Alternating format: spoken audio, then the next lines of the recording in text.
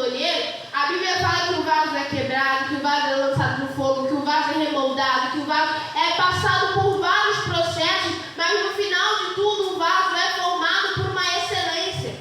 E nós temos que entender que os processos que Deus permite nós passarmos nessa vida é para nos levantarmos com uma forma de excelência. Aleluia. O Senhor já nos dá tudo. Eu costumo dizer que o Senhor já nos dá tudo de mão beijada. Ele nos dá uma armadura, em Efésios 6 vai falar sobre isso. Ele nos dá o fruto do Espírito, em Gálatas ou Colossenses fala sobre isso. O que falta a nós aprendermos e nos achegarmos e entendermos o que Ele quer para a nossa vida. Porque tem pessoas que hoje você pergunta, fala o que você planeja, o que você pensa, o que Deus quer de você. Eu não sei o que Deus quer para a minha vida. Enquanto nós não reconhecermos o que Deus quer para a nossa vida, nós vamos ficar estacionados no mesmo lugar. Quando Deus olha para o meio de um povo e diz, a quem enviarei? Quem há de ir por mim? Um homem se levanta e diz, eis-me aqui e envia-me. Quando você se posiciona na brecha em que Deus te dá, você começa a viver coisas extraordinárias. Eu creio! Não há profeta messiânico na Bíblia que falou mais na vida do Messias sem o conhecê-lo, sem tocá-lo, a não ser Isaías. Ele se posicionou na brecha exatamente aonde Deus limitou a ele um espaço. Só que tem pessoas que ainda não estão vivendo aquilo que Deus quer para a vida delas, porque ainda não se posicionou no espaço em que Deus queria que elas estivessem. Nós temos vários exemplos na Bíblia. Um exemplo muito falado nas igrejas é Paulo e Silas. Eles estavam dentro de uma cadeia, eles tinham tudo para reclamar, Senhor, nós estávamos pregando o teu nome, nós estávamos fazendo de tudo. Paulo poderia dizer, Senhor, eu era um dos que prendia, agora estou nessa condição, que vergonha. Eu larguei tudo, eu abandonei tudo, eu renunciei o meu querer, eu renunciei a minha vontade para agora estar dentro de uma cadeia. Só que em vez disso eles tomam um posicionamento diferente. Não vamos cantar. Aleluia. É interessante que posicionamento que nós tomamos vai na contramão do mundo. A Bíblia fala que Deus pega as coisas loucas desse mundo para confundir as sábias. E naquele momento em que, acredito eu, era muitos presidiários em outros cantos, reclamando, resmungando, pensando na vida, pensando na família, pensando em coisas ao redor, Paulo e Silas determinam no seu coração, nós vamos adorar. Glória a Deus! Quando você determina, a Bíblia fala, se determinares um negócio, ser-te-á firme, porque sucederá bem. Mas existem pessoas que não estão tendo as suas bênçãos alcançadas, não têm recebido vitória, porque não têm se mantido firme em um propósito. Hoje eu vou buscar pela minha filha, hoje eu vou buscar pelo meu filho, hoje eu quero uma casa, amanhã eu quero sair do aluguel. Cada dia você determina uma coisa, cada dia você quer uma coisa, cada dia você corre ou recorre a um recurso diferente. E enquanto você estiver pensando em várias coisas, você não vai em um foco e um objetivo. Glória a Deus, aleluia. Só que quando você determina, a Bíblia fala que o que ligares na terra será ligado no céu. Se você determina algo aqui, que está segundo o plano de Deus, não tem diabo, não tem inimigo, não tem exército, tem sogro, não tem família, não tem quem for, se levantar, porque já foi determinado e foi decretado pelo Senhor. O posicionamento em que Moisés estava ali, vendo aquele povo, preocupado com o que iria fazer, o mar na frente, o exército vindo atrás, o que eu faço? Senhor, eu vou orar, eu vou pedir uma direção, e Deus olha para ele, Moisés, por que você está clamando?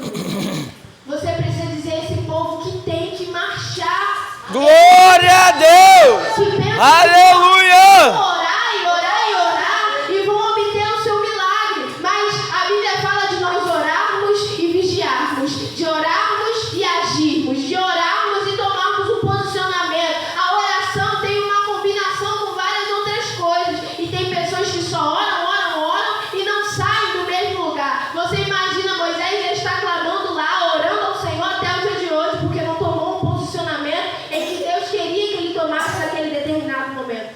Existem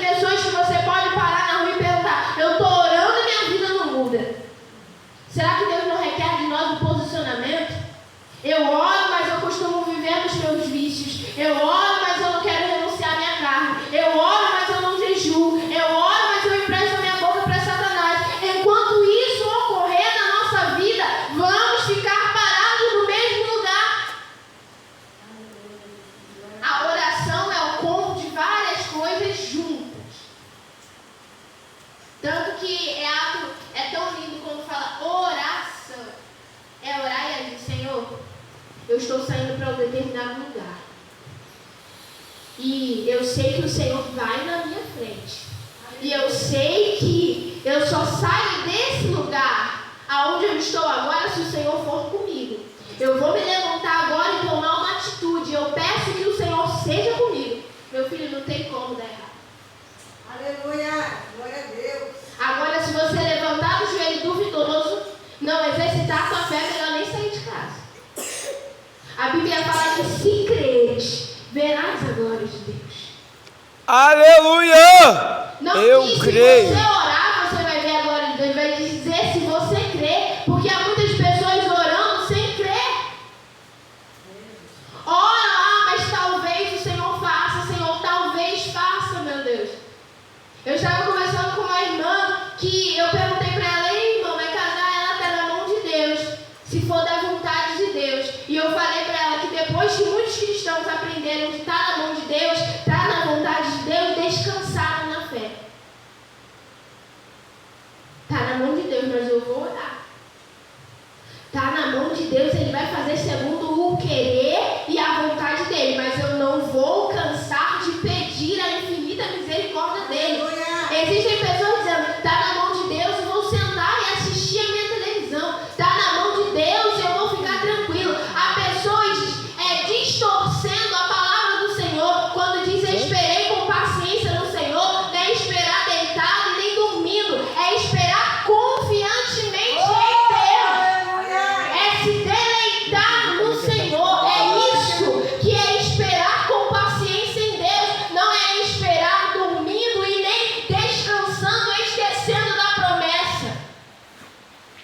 É esperar confiante em Deus. Outro exemplo muito marcante é a mulher samaritana. Ela poderia perder tudo ali se ela não se ligasse no quem estava na frente dela.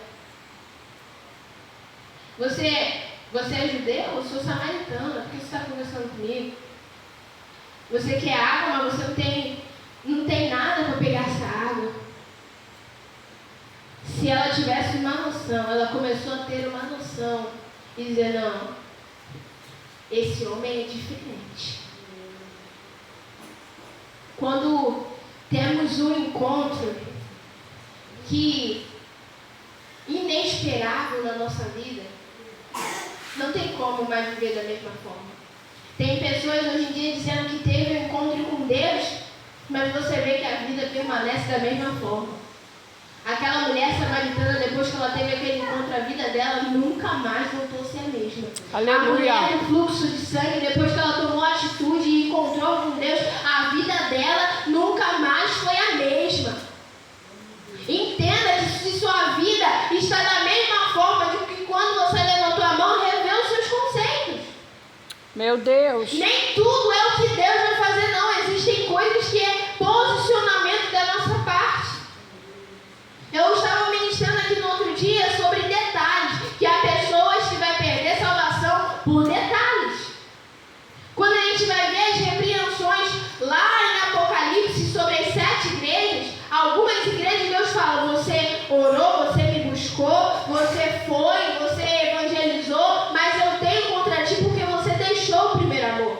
Outras igrejas Deus vai falar: você orou, você buscou, você fez várias e várias coisas na minha obra, mas você aceitou a idolatria. São detalhes que muitas das vezes vai nos afastar do centro do querer de Deus e nos deixar perder a salvação.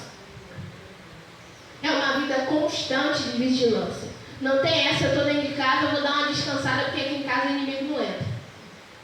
Ele entra em detalhes. Em detalhes. Às vezes você não percebe. Uma coisa quebrou, você dá uma colinha, coloca ali, vai entrando no espírito de miséria dentro da sua casa e vai entrando em outras coisas na sua casa. Ah, tem um ventilador quebrado na rua, vou levar para minha casa porque eu conserto. E vai entrando coisas do maligno dentro da tua casa, espírito de miséria e outras coisas, espírito de imundícia. E você: não, a minha casa tem Deus, a minha casa tem paz. O inimigo não tem legalidade nem liberdade. Pode ser que ele não tenha liberdade e legalidade na tua casa, mas está tendo liberdade e legalidade na tua vida. Uma pessoa estava conversando comigo, foi sábado, ela falou: olha, eu não durmo com a louça suja, porque o espírito da miséria, o espírito de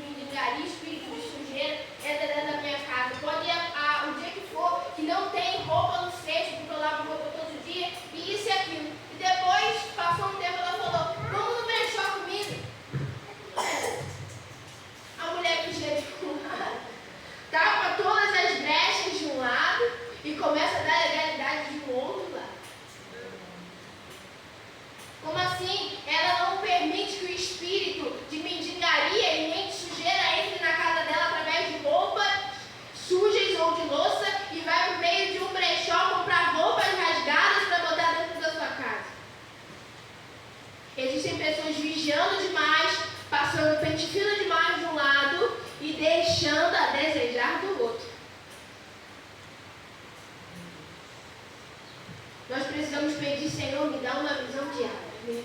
Abra o meu campo de visão espiritual e me amostra, Senhor, me amostra aquilo que está dentro da minha casa, que não te agrada. Me amostra, Senhor, presentes que foram mal intencionados, coisas que alguém que passou nessa frente dessa rua lançou alguma coisa na minha casa. Senhor, me amostra.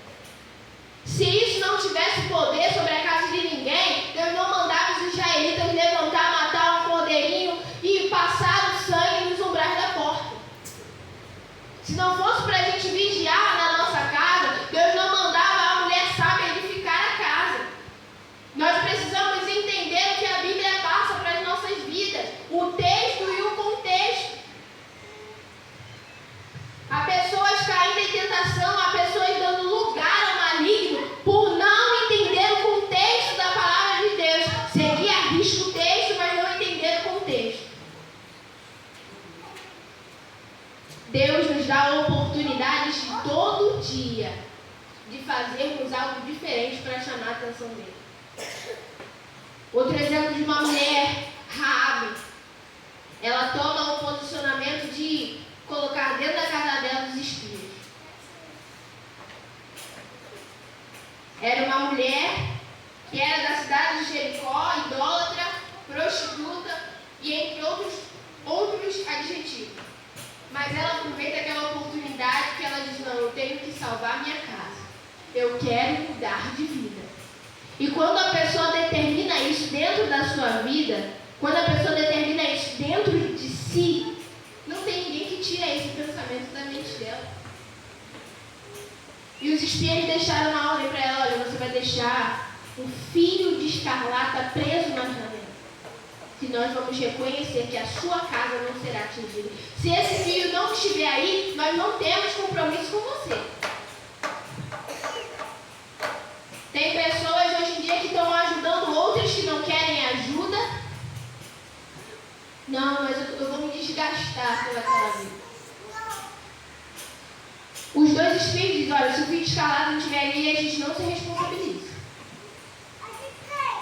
Posicionamento de homem e de mulher de Deus, porque as pessoas têm que olhar para nós e não enxergar bobões andando pela rua com a Bíblia, mas sim homens e mulheres com ousadia do Espírito Santo de Deus e autoridade. Porque hoje em dia tem muitas pessoas no mundo, o inimigo usando pessoas e brincando com muitos crentes. Com eles a gente consegue. Glória a Deus. Enquanto estamos tapando todas as brechas dentro de casa, servindo ao Senhor na igreja, o inimigo está nos pegando pelas ruas e pelas esquinas. Pensando, não, essa parte aí dele é muito frágil. Quem de nós vai ver alguém passando por uma necessidade e vai dizer que não vai dar nada? Mas temos que reconhecer que horrenda coisa é cair na mão do Deus vivo. E a Bíblia fala que quem endireitará o que Deus fez tudo. Se nós colocarmos a mão aonde o Senhor está pondo a mão dele, nós vamos começar a ver coisas acontecendo na nossa casa que vão sair do controle. Vamos nos atentar a isso, Senhor. Fulano está apresentando. Me amostra, Senhor. Me dá um direcionamento como eu devo agir nessa situação. Se é para eu tirar da minha casa, se é para eu abençoar, se é para eu orar, se é espiritual, se é a tua mão que está lá. Me amostra um direcionamento, Senhor. O Senhor é Deus que dá direcionamento. O Senhor não deixa ninguém confundido e nem enganado. Ele dá um direcionamento para a tua vida. É como diz a palavra do Senhor, que se Ele determinou, quem pode invalidar? Se a mão dele está estendida, quem pode fazer ele voltar atrás? Se ele determinou para a vida de Abraão, não, você vai ser uma grande nação. Não tinha quem se levantasse, que diria, até mesmo Agar, não tem como esse homem gerar. É uma grande nação, Deus já determinou. Vamos entender que o Senhor proporciona para a nossa vida encontros que são marcantes. Quando ele disse para Abraão, sai da tua terra, sai da tua parentela, para a terra que eu vou te mostrar.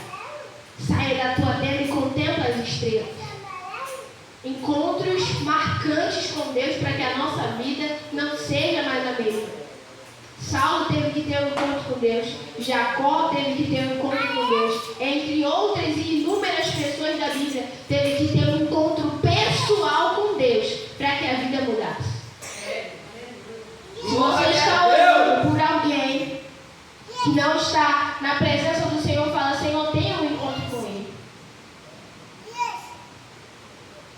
Tem alguns que saem marcados. Jacó foi um que saiu marcado e levou aquela marca para o resto da vida. Até hoje os judeus não comem a adjuntura da coxa porque é o marco da vida dele. Saulo saiu marcado, entre outras pessoas. Se sair marcado de uma certa forma por Deus, não reclame, não murmure, porque é Deus que marcou. Caim foi um que saiu marcado. Meu filho, eu não vou te punir, porque eu fiz uma promessa a ti. Deus fala isso para Caim, mas você vai ficar marcado. E todos verão que você é um homem sanguinário. Há pessoas que Deus marca. Tem pessoas que ainda dizem que Deus marca para não perder de vista. Deus não tem essa necessidade. Adão e Eva tentaram se esconder. Um monte de matagal lá, Jesus perdeu de vista. Saída do Éden, Jesus perdeu de vista? Não tem como se perder da vista de Deus. Então que se saiu marcado por Deus, que venhamos entender que são sequelas que o próprio Deus permite que fique, para que entenda que é a mão de Deus que está ali. É o versículo que nós lemos, se a mão dele está estendida, se ele já determinou uma palavra, quem invalidará? Amém? Vamos colocar de pé. Glória a Deus. Glória a Deus. Senhor, louvamos e agradecemos o teu nome pela tua